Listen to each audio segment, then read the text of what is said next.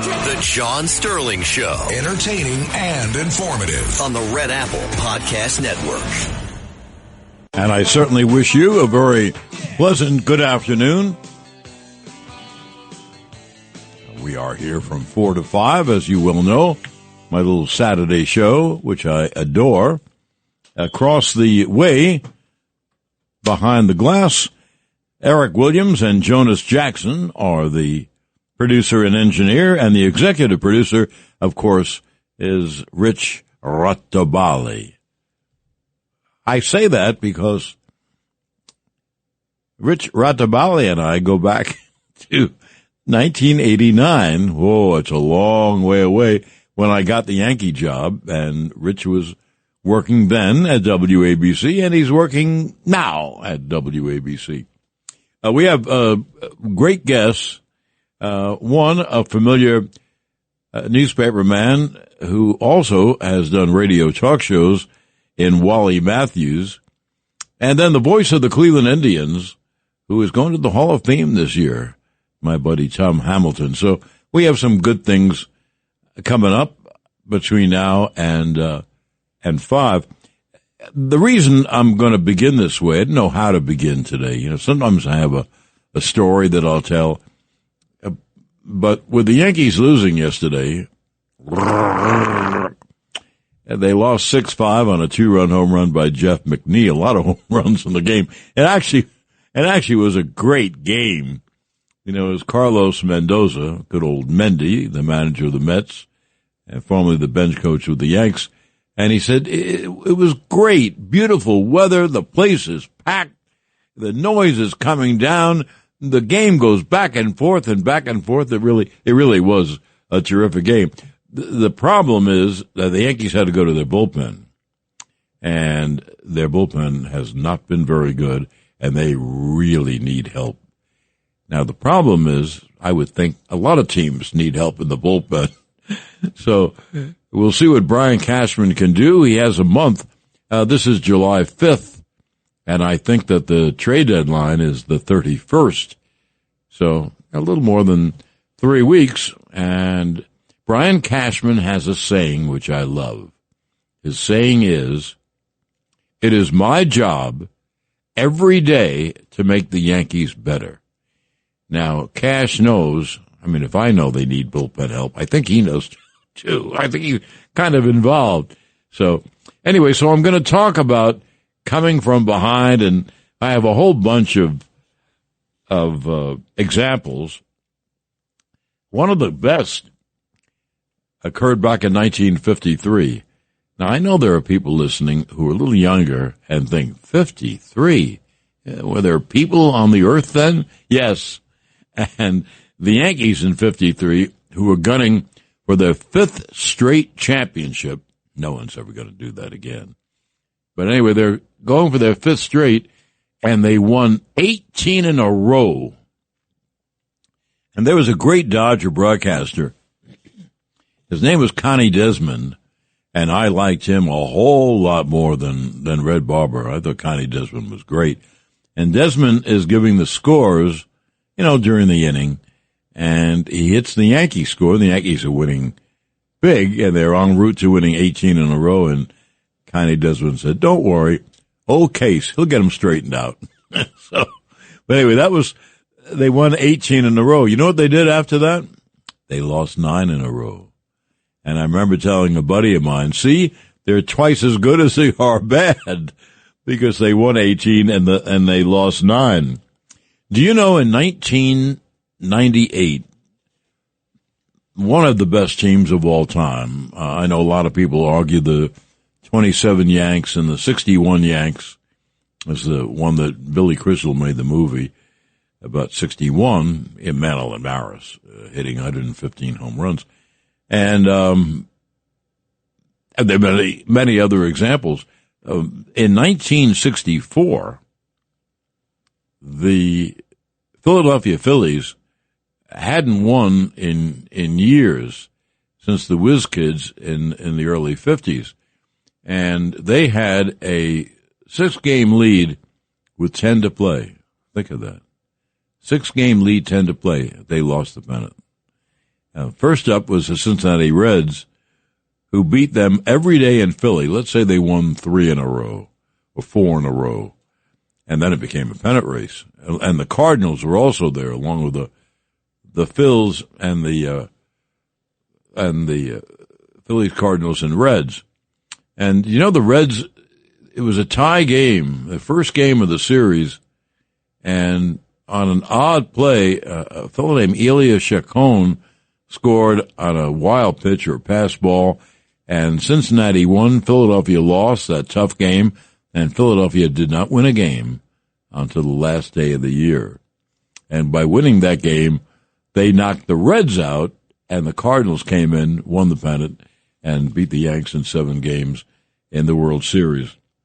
Anyway, in 98, when the Yankees had one of the best teams of all time, maybe it was the best team, they won 114 games. They were 114-48. Can you imagine? But you know that even those Yankees had a bad stretch. It went from about mid-August till mid-September, and I think the Yankees, I really don't have the numbers. I never have numbers. Whatever I know from my big fat mouth. That's all. But I think the Yankees went 14-16. Imagine they had a losing record and for 30 games. See, baseball, so many games. Then the Yankees got themselves organized and went on and finished 114-48, and then were 11-2 in the playoffs, so they won 125 games. And I know because it says so on my ring. So that was one example. But there have been many of them. In 1951, I guess the most famous of all the comebacks, the New York Giants trailed Brooklyn by 13.5 games on August 11th. Now, this is just July 5th, so that's more than a month. And then the Giants turned themselves around. They won 16 in a row and eventually tied Brooklyn for the pennant, and they had the 3-game playoff. And I only bring this up because no one else brings it up, but I will. So Bobby Toxin hits the shot heard round the world, most famous at bat in baseball history, and he hits the home run so the Giants can vault over the Dodgers in the bottom of the 9th, win the pennant, and go on to the World Series. And the thing I want to bring up is, and I saw a lot of games at the Polo Grounds. I loved the Polo Grounds.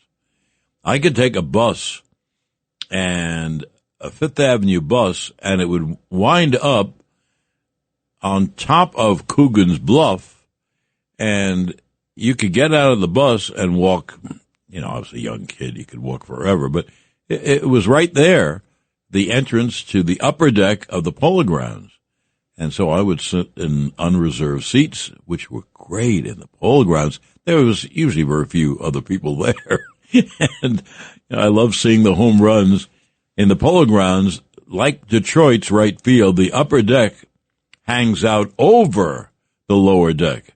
So a lot of times you'd see an outfielder standing, on the track waiting for the ball to come down, and it would rest in the upper deck. I loved those home runs. I really did. Anyway, the Giants trailed by that much, 13.5. Then they won 16 in a row to get back in the race, and they went to the playoffs, and Thompson wins by hitting the home run. But the thing I want to tell you, he hit the home run in the lower deck. It was a very short home run, and believe me, most home runs were never hit in the lower deck. That was really odd, because the upper decks overhang the lower deck, and the balls would go into the upper deck for all the home runs. So that's just some of the things that can happen. I don't know what the Yankees are going to do.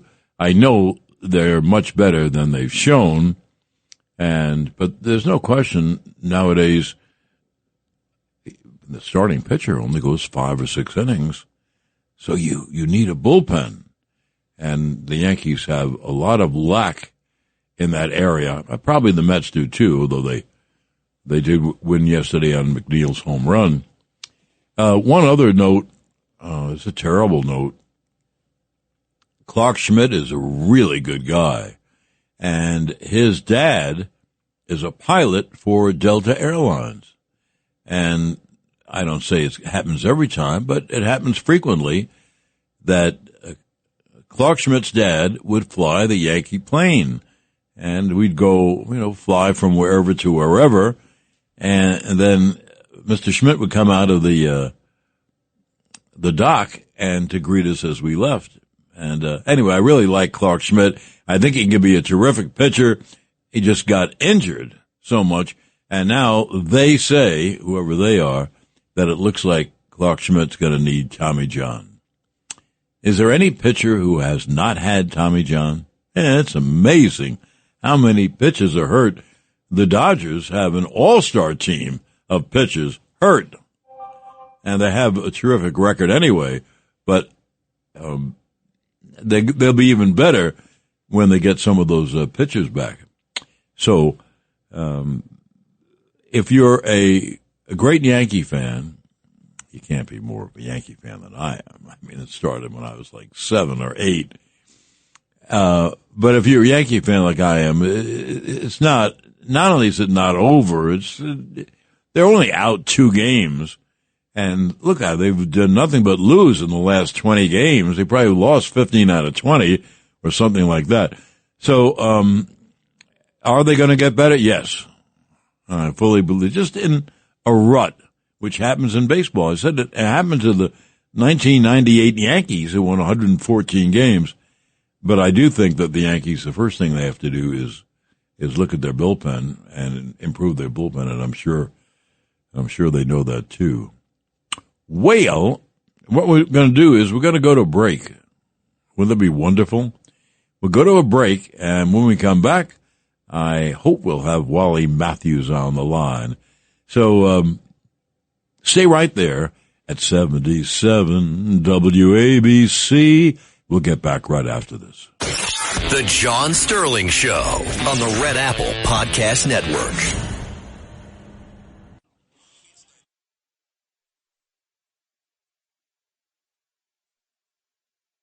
The John Sterling Show. Entertaining and informative. On the Red Apple Podcast Network.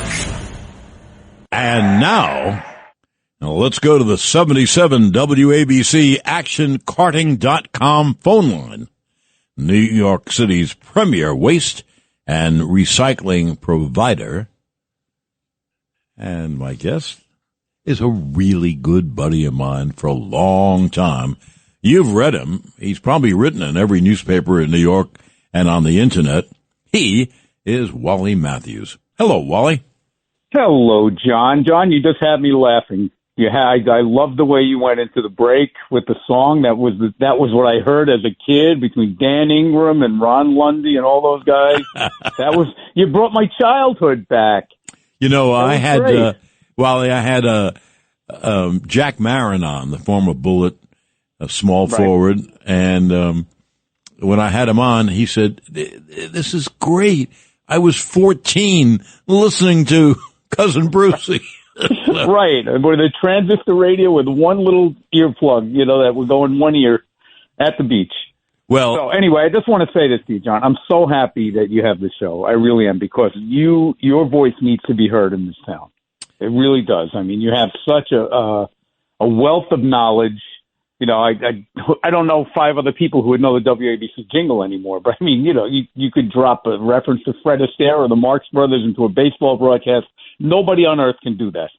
So I've missed you, and I'm glad you're back. I think that's a little odd, but it's great. I once did a thing, Wally, on the pregame, and what was the guy's name? The Bay of Pigs. Puig, Yasiel Puig, and he had kind of blown off some young fans, and I did a bit about Milton Berle on a murder show, Andy Griffith, Matlock, and anyway, I did this thing in effect saying, "You better enjoy it now, don't throw it away," that kind of thing. Right. And a buddy of mine, Joe D'Ambrosia, who has been on the show, another buddy, and he called me up that day and he said, only John Sterling could pair up Yasiel Puig and Uncle Milty. Right. You know how many people, or how many times I've said only John Sterling could have said that? Many, many times. It's weird. Speaking about saying things, Wally Matthews did a talk show in town, and it was good. He did for about 3 months. Yeah. Well, that's the business too, baby. Actually, it was 3 years. All right, I don't want to be too modest. It was 3 years, and you were one of my first guests, and I thank you for that. What did you think of doing the show? It was great. It was like stealing money. I wish I could do it again. Yeah, I agree with you.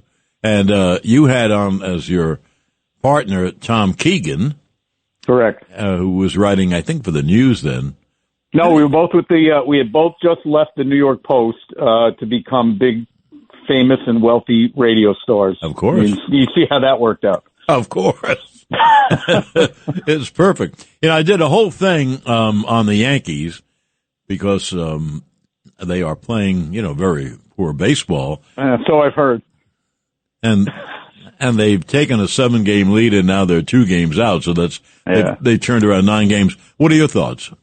Well, I was listening to the end of your segment there, and I agree with you. It's a long season, and let's not forget this, right? We're in mid-July now. We're just about up against the All-Star break. But what's going to happen at the end of the month? Everything's going to reset with the trade deadline, right? We know this. This is the way the game is played now, all right? You go north on April 1st with one team, and on July 31st, you have another team. And they're going to make some moves, which, if you're a Yankee fan, you hope that they're going to plug the holes here.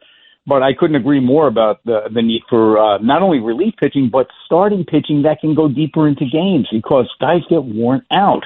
And I think they need an innings eater. I really do. I think losing Garrett Cole, first of all, was a huge blow right in the beginning of the season. But you need guys who can give you 6 to 7 solid innings. You cannot be running 5 relievers out every single night. It's not going to get you through the playoffs. No, it may not get you to the playoffs. Exactly. First of all, they don't let guys pitch long innings, as you know. Yes. When they're ready to face the opposition for the 3rd time, they usually get taken out of the game. And but I think the Yankees need some bullpen. I don't know if you've heard this, Wally, because it just happened, that it looks like Clark Schmidt is going to need Tommy John. I heard it from you. Well, just moments ago. So you look at Garrett Cole and you look at Heel. Don't forget that's a pretty good pitcher that they're missing. And now Schmidt. It's a good question that will be asked tomorrow. I know. Can they overcome this? Can they overcome it? Well, I know Aaron Boone is going to say they can overcome it because if he doesn't say that, he'll be out of a job the next day. Can they overcome it? Yeah, I think it's possible. I mean, there will be some pitchers, available. But here's what you got. Now it's time to start scouring, the rosters of teams who are going to be sellers. And there's always half the league is going to be sellers. And there are guys out there that you can pick up. I've actually been thinking more in terms of, don't they need a third baseman? Jazz Chisholm's not happy playing at third base. He's out of position. They really should move him back to the middle infield, and there's guys out there that they can get. I don't think they'll get Bregman. I don't think the Red Sox would trade Bregman within the division, especially to the Yankees, but they could get maybe Nolan Arenado. They could get Ryan McMahon. And I think that would make Jazz Chisholm a happier player and a better player if they moved him back to second base. I agree. And I think that's going to come.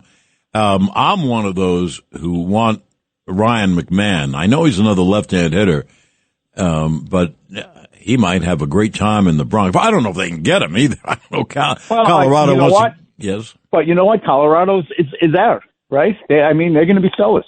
I think they do have a good chance. Oh, yeah. So, and you don't want a left-handed hitter in Yankee Stadium? I'd say, hell yeah, you do. Oh, Ryan McMahon is a pull hitter, and he'll hit a lot of home runs. Anyway, I'd like him, and I don't know if the Yankees want to take. Is that what I'm hearing, that Arenado makes an awful lot of money? Yeah, and he appears to be on the downside. It's amazing. If you just look at his stats past couple of years, he's not the power hitter he was, 3-4 years ago, 4 or 5 years ago. I don't know. I would, if I had my choice, if I was the GM, and I'm not, and I played the GM in newspapers and on the internet many, many times, I would go after McMahon. He's cheaper. Boy. And he appears to have more upside at the moment. Boy, I'm with you. I think All right. he would. Let's take over the team. Let's you and me be the GMs. Well, of course Give Cashman the radio show, and we'll take over the team. I like to think I could do it, of course, but everybody does. Yeah, there's no question about it. You know, Mike Vaccaro had a good line about everyone feels they could do it, and Vaccaro had a line about everybody thinks they're underpaid. And boy, is that true? Is that true? Well, I know it was true of me. I don't know about those guys. Wally, tell me about the Mets. I know that they've won 3 in a row, I think. The last one against the Yanks. They have a very good team. How far are they going to go? I don't know. I mean, look, 3 days ago or 4 days ago, I would have said neither one of them had a great chance of making the playoffs. They both look like they were in free fall. I mean, they look a little bit better now. The Yankees seem to have cured them, right, along with Milwaukee. I don't really know. You know, I was a long-time Met fan. I grew up a Met fan, so I'm from Queens, and you just have to always be ready for the heartbreak, okay, because it always seems to come. I covered that game, I think it was back in 2007, where all they had to do was beat the Miami Marlins to get into the playoffs, and they had, I think they had Tom Glavine going. Yes. And in the first inning, he gave up like 7 runs. And I think it was Tom Seaver Day, too, and they were going to do that after the game. And everybody was down. Nobody wanted to stay for the ceremony anymore. So one thing about the Mets is, yes, they are capable of excellent things. They are also capable of horrible collapses because we've seen it a million times. Well, I would say the problem, I think everyone else would say it too, was the lack of names in their starting rotation. But until this losing streak, the starting rotation was pitching great. And then they had a couple of injuries. They've never figured out, baseball's never quite figured out why there's so many injuries. And, Wally, were the guys who were playing when we were young, were they just tougher? This is the exact thought that just went through my head. You know, I can't remember Tom Seaver ever going on, at the time it was the DL, I was going to say the IL, with an arm problem. I remember him, he had to go out for maybe a month or so in 69 or 70 with a back injury. But this guy would throw, close to 300 innings a year, and the arm never went. And he faced the lineup 4 times through. Bob Gibson faced the lineup 4 times through. Sandy Koufax faced every batter 4 times through. So were they better pitchers, or were the hitters not as good? I don't know what the answer is there, but certainly something has changed. I know guys, come out firing 100-mile-an-hour fastballs now, which cannot be good for your arm, no. The long haul. No. But there's got to be something different in terms of training methods or something that is causing these guys to be more injury prone. Because could you imagine Tom Seaver leaving a game after 6 no-hit innings, or the manager even trying to take him out because they're worried about his health? Never would have happened. Same with Gibson. Same with, Koufax.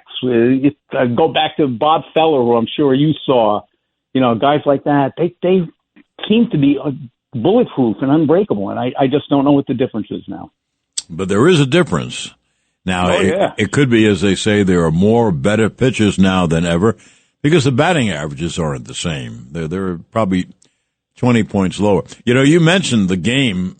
I just remember the quote when Tom Glavine pitched against Miami, and if the Mets won, they'd go in the playoffs.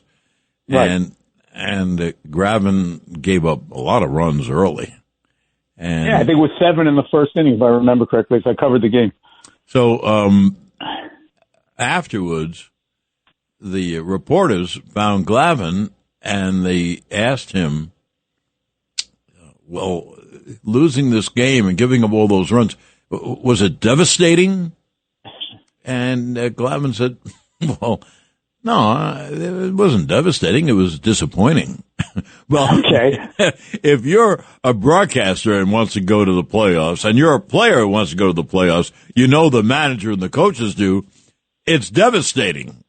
Yeah, but not you and I both know this. We know this. It's more devastating to the fans than it is to the players. Much. I couldn't agree more. we all have bad days at the office, and I guess that's how he looked at it that day.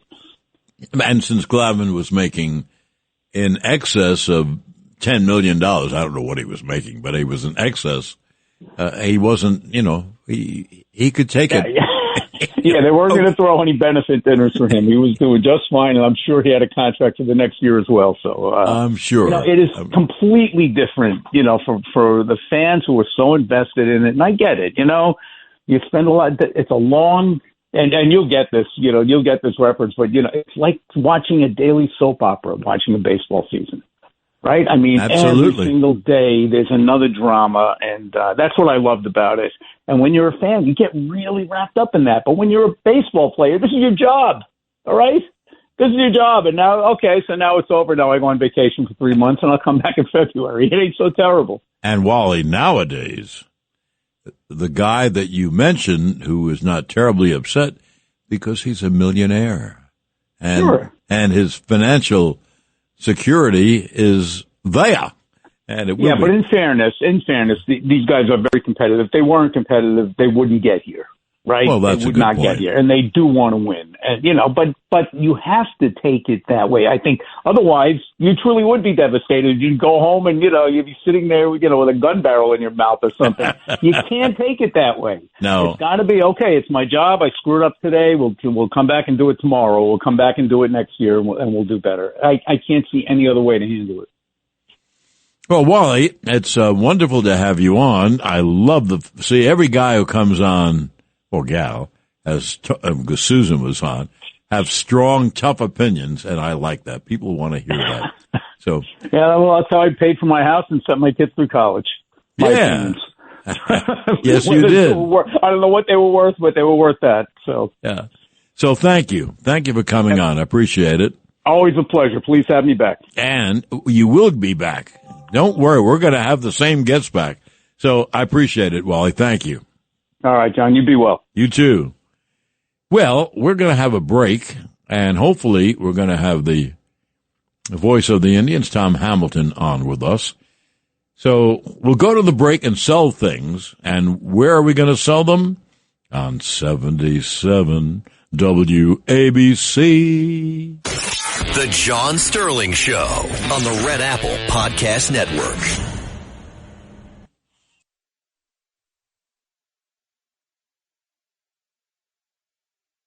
The John Sterling Show. Entertaining and informative. On the Red Apple Podcast Network. And now, let's go to the 77 WABC ActionCarting.com phone line. New York City's premier waste and recycling provider. We have a really good friend of mine on about now. His name is Tom Hamilton. He's a longtime voice of the Cleveland Indians. A special year for Tom because he's going into the Hall of Fame this summer. Isn't that great? How are you, my boy? Hello, John. Good to talk to you. How have you been? Good. Yeah, I celebrated a birthday yesterday. Yes, you did. Getting a year older. But, when you think of what would be the opposite of that, I'm really happy to get a year older. So how are you doing?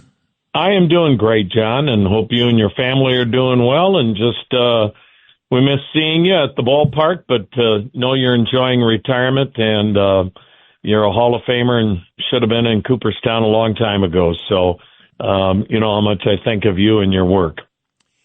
Well, I thank you, Tom. I think you started, I think you told me the story. I think you started 1 year after I started with the Yankees. Did you start in 1990 with the... Yes. Yep. Yeah. And first ball game that I ever did in the major leagues was supposed to be at Yankee Stadium to open up that season. But if you remember, we were still in the midst of a lockout, strike, whatever they want to call it.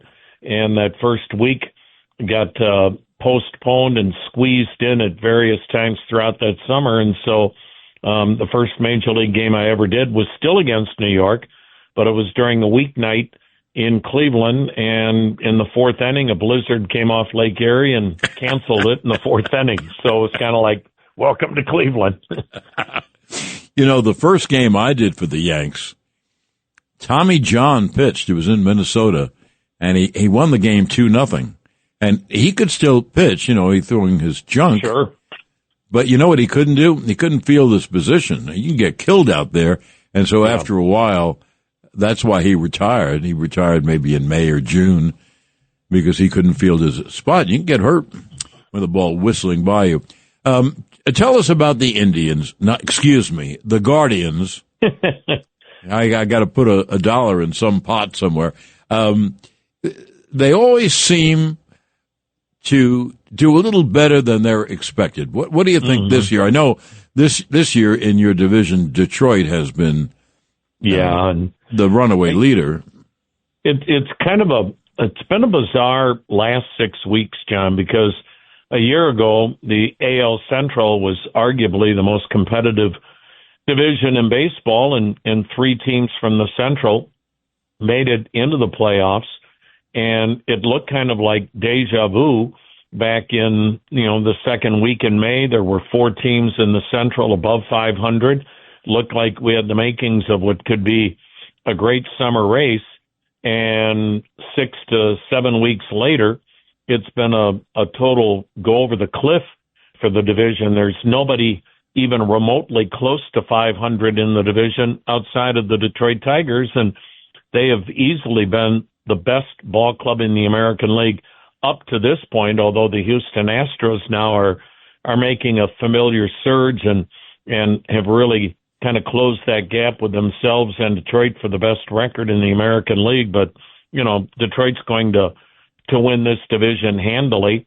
And the way things look right now, unless there's a dramatic turnaround, it'll be a one-bid division only because nobody else right now. Everybody's in the American League wildcard chase. But, John, I don't know how you feel.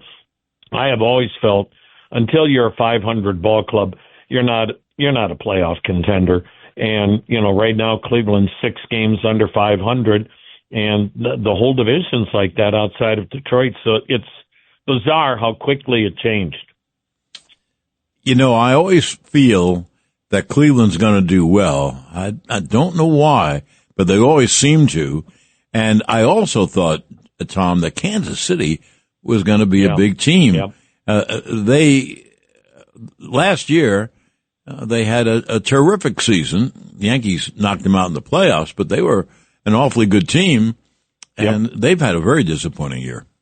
Well, I think the one common denominator between Cleveland and Kansas City is that they both have a superstar that's as good as any player in the league, Bobby Witt Jr. for the Royals and Jose Ramirez for Cleveland, but one man can't carry an offense. And, John, we have not seen many teams with really good offenses this year. Now, we're playing Detroit this weekend. They have a really good offense. It's a deep lineup. We just played the Cubs. They were about as impressive as we have seen to this point. And again, a lot of times you're a prisoner of the moment, and you're also not who you play, but when you play them. And the Cubs are playing well right now. But the best teams that I have seen so far this year are in the National League outside of what we're seeing now from the Detroit Tigers. Well, I would agree with you. And people tell me, well, the National League is so much better. That's all changed because you remember, Tom, for years, the American League just killed them in the series. In the league, But it has to do. Obviously, it has to do with players, and so obviously the National League's been coming up with better players. Yeah, and it's cyclical, as we all know. And Austin Hedges, in visiting with him, made a great point. He said no matter who wins the American League pennant, and obviously we have a long way to go for that, still half the season. But he goes, you don't have to beat 6 National League teams. You only have to get to the World Series and beat 1 team. That's right. And it's a great point because, to your point, John, there were a number of years that I thought, like, for instance, the great 98 Yankees ball club. Cleveland had New York not on the ropes, but had their backs up against the wall for maybe the first time all year. And New York rallied in that series here in Cleveland. And you kind of felt like, in my mind, the best 2 teams in baseball were Cleveland and New York that year. And, of course, New York rampaged in the World Series over San Diego. And, I felt that way in '07 when Boston beat us in 7 games and then swept the Colorado Rockies. And so there have been years where you felt like, whoever wins the American League is heads and tails better than anybody in the National League. But, this year the shoe's on the other foot. I'll tell you a story, Tom, and boy, am I going to awaken memories in you. In the Indians, in the Guardians-Yankees playoff that you were talking about, the Yankees had lost 2 games, and they were down 2-1, and if they lose in Cleveland for the second of 3 games, they're going to be down 3-1, and no one ever expected they'd have to winning 114 games. Well, anyway, the Yankees didn't score in the top of the first, and in the bottom of the first inning, the Indians had 2 on and 2 out, I think. El Duque. Yes. El Duque was pitching, and he hated left-hand hitters because his slow curves worked better against righties than lefties. And Jim Tomei was up. Oh, yep. See, he remembers, and he hit one. I thought when Tomei hit it, it was out. I thought it's 3-0 Cleveland. And Paul O'Neill caught it with his back up against the wall, and New York never blinked from that point forward. El Duque was magnificent. Well, on the air, being the jerk I am, Tomei hits the ball, and I said, it's going to stay in the park. And then, as you say, O'Neill caught it with his back to the wall. So we go to commercial, and Michael Kay said to me, how did you know that? Do you know what you said? And I said, well, I thought it, And, that was the biggest game for the Yankees that year by far. Yeah. And, they went on to win on the Sunday game in Cleveland, then, won in New York. But Yankees in Cleveland have had some great postseason games, haven't they? Yeah, they really have, and it's always fun. It's, such an electric atmosphere in both ballparks when the two teams play. And, look, everybody looks at New York as their rival.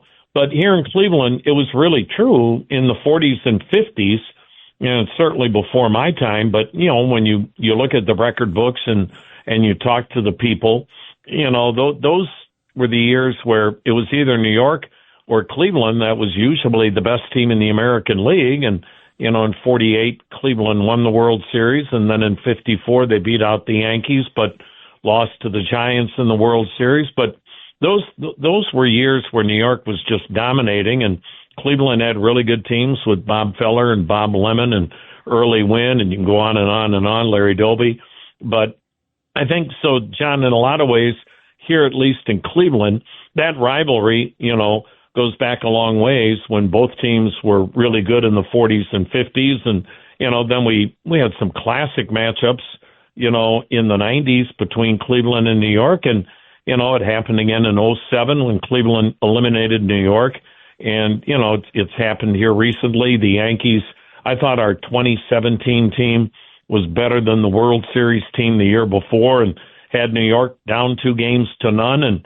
And Aaron Judge took away a home run from Frankie Lindor at Yankee Stadium in Game 3, and New York won 3 straight. And, that was the end of what I thought was a really good Cleveland team. So it's been fun to see these two teams playing again last October. I know New York won it in 5 games. I thought the 2 games in New York were not well-played games by either team, but I think you'd be hard-pressed to find 3 consecutive games here in Cleveland with New York that had better drama in the late innings than those 3 games had, with the Yankees eventually winning the pennant here in Cleveland. Those are what playoff baseball is all about. And, John, something we don't see that much anymore in late innings, comebacks or runs scored because the closers are so good. Well, it really is true. We're going to break, Tom, but we're going to come back for another 10 minutes of your expertise. So let's do this. We'll break, sell some things, and then get back right here at 77 WABC. The John Sterling Show on the Red Apple Podcast Network.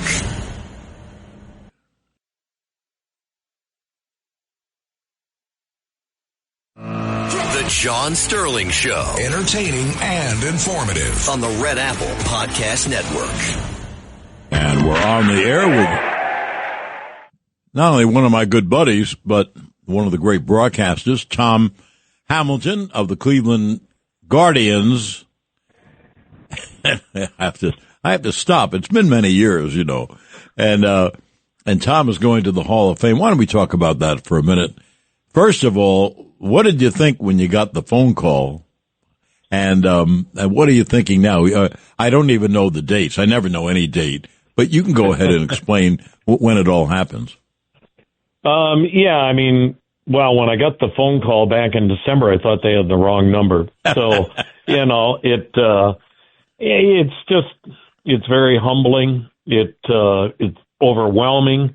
And, you know, we're very grateful. I don't feel that I deserve to be there, but, you know, I'm very grateful for the call. Like I said, you're a Hall of Famer in my mind. There's so many that were on that list that, you know, you feel like are certainly Hall of Famers, should be there before I'm going in. But it is what it is. And like I say, we're very grateful. We're very humbled for it. It takes place the last weekend in July up in Cooperstown. And, you know, it's going to be neat, too, that C.C. Sabathia is going in because, of course, he started his career here in Cleveland and had such an incredible career overall, both here in Cleveland and in New York, with a 2-month stop by in Milwaukee once we traded CC in 2008. So I think the world of CC and his wife Amber, and they have such a great family and so deserving for CC to go in as a first ballot Hall of Famer. So like I say, it's overwhelming and it's still very surreal. Well, this is your business, and now you're being put into an institution where it's the highest end of the business. So, I've said congratulations to you before, and yes, thank you. I mean them. It's funny about in our lifetime, Tom, we're really seeing changes. You go along day by day, then you have to stop and think, boy, what a change. I'll give you a change. I love newspapers. I'm a newspaper reader, and I don't have a smartphone, and I don't have a computer, so I'm not on the internet. And in Cleveland last year, I couldn't get a newspaper. I could not get a newspaper. And so before one of the games, I went to Mr. Hamilton, and I said, will you do me a favor? Tomorrow, would you stop somewhere and get me a newspaper? And you said to me something that is really kind of frightening to someone like me who grew up with 6 newspapers in New York. And you said, John, I don't know where I could stop and find a newspaper. Yeah. Isn't that amazing? It is, and I know it's the reality and our changing world and whatnot, but I'm like you. I miss having a newspaper, although I do have a smartphone and a computer, but, we were also raising 4 kids at the time that the newspaper just kind of stopped being delivered, and the kids were always, getting their news as the kids are. We live in a world now where, I hate to say newspapers have become obsolete, but they really have. Oh, absolutely. Instantaneous the way you can get your news. So, I don't always think all changes are for the better, but, you don't change with the times and you're going to get left behind. But, when you asked me that last year, I chuckled because I was like, literally, John, I wouldn't have a clue, because you can go in a drugstore, and it's unlike New York in that, you can still get newspapers, but, it's also the difference in the sizes of the cities. And I think the subway and train travel has a lot to do with that for New Yorkers as well as compared to cities here in the Midwest. Well, I'll give you 2 stories. I love them. That's why I've remembered them. One occurred to me in Boston. Now, I never go anywhere without reading material. And so I'm in the back of a cab in Boston. That was a few years ago, Tom. And we stopped for a light, and the cabbie kind of turns to me and said, "You know, we're a bunch of dinosaurs." And I said, "Well, what are you talking about?" He said, "Dinosaurs. We're the last people to read newspapers." That's one story. That's true. And another happened in a soap opera that Susan and Michael and myself used to watch, Young and Restless. And in Young and Restless, in this scene, the older brother, Jack, is supposed to be, I guess, late 40s. And the younger brother, Billy, is supposed to be, I guess, mid-30s. And so Jack says to Billy, "Gloria's in jail. Don't you ever read a newspaper?" And Billy says, "I never read a newspaper, but I haven't been online yet." So, I mean, that's, and that story, we were visiting Young and Restless when we were out to play the Angels or the Dodgers. And, that's really a true story, and that tells you a little bit about life, because that is art imitating life. Well, it is. And now that we have grandchildren, it's like, wow, how did we raise our own kids the way we did? Because that's even changed on how your own kids are raising their kids compared to what we dealt with. But you know what? I'm sure our moms and dads thought the same thing when we were, experimenting with the new things in the world. It is as it is. So I'm just glad we're still here to talk about it. You mentioned that Detroit is going to win the Central because they have a really good team. I mean, it's not because they're trying harder. It has to do with players. Tom, Mike Krzyzewski was being interviewed by a group of writers before an NCAA tournament a few years ago. And they were obviously blowing smoke at him. And Krzyzewski said, "Look," he said, "coaches don't win games. Players win games." Bingo. Players. So you'd have to say that Detroit, because they were down for so many years, I guess they finally have built up a team. I sat next to Scooble, by the way, at the New York Writers baseball dinner. Susan and I got honored. And I was sitting next to Scooble, and he is a really nice guy, as well as being a phenomenal pitcher. Yeah, I would say he's definitely the best pitcher in our game right now, or certainly who we see in the American League. And we see him more, John, obviously, within the division. And I don't think we play the Tigers anymore unless he pitches. I mean, he's kind of one of those things like when Verlander and Scherzer was here. We never had a series with Detroit that you weren't seeing both of them in that series. And he's great for the game. He will pitch against Cleveland again tomorrow. And Detroit's just having one of those special years too, John. And we've seen it here in New York and in Cleveland, where sometimes everything just clicks.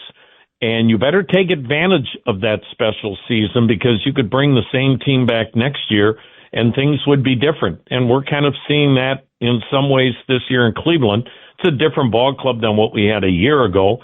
But, yeah, I don't think we're that much worse than we were a year ago. But things that were going your way a year ago are not this year. And so, when the margin of error is small, as it is, with certain payrolls like ours, you better cash in on those special years.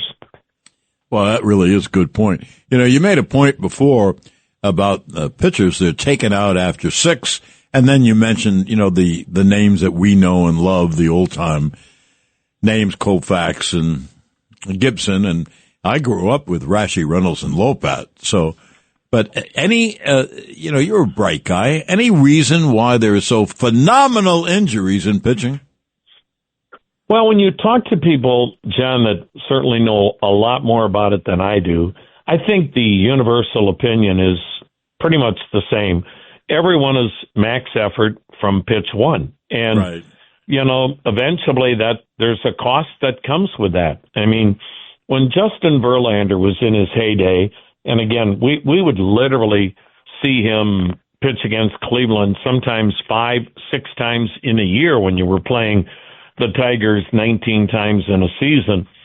Justin Verlander did not start the game throwing 98 miles per hour.